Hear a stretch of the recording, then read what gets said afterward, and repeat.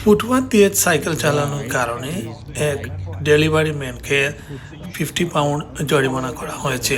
যদিও ওই delivery man তিনি দাবি করছেন তিনি এই সময় ডেলিভারি দিচ্ছিলেন না, অর্থাৎ ফুড হোক বা যাই হোক ডেলিভারি তিনি দিচ্ছিলেন না, তিনি এই রাস্তা দিয়ে পারাপার করছিলেন সাইকেল দিয়ে, যার কারণে তাকে 50 পাউন্ড জরিমানা করা হয়।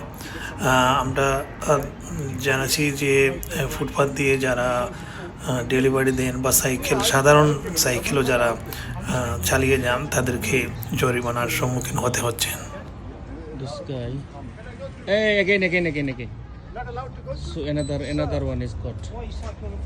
Guys. 50 পাউন্ড জরিমানা ভাই। ভাই আপনাকে একটু বলেন কি হয়েছে, আপনি বলেন। আপনি একজন ডেলিভারি ড্রাইভার না? আমি ফুটপাতে যাইতেছি, আমি মার্কেট করবো। ওকে। এখন কইতেছে এরা যে ফুটপাতে দেখে গেলাম 50 পাউন্ড জরিমানা। তো আমার ভিসা আছে, আমি সব কিছু দিছি এখন। মানে আপনার ডিটেইলস সব কিছু দিয়েছেন? হ্যাঁ, দিছি।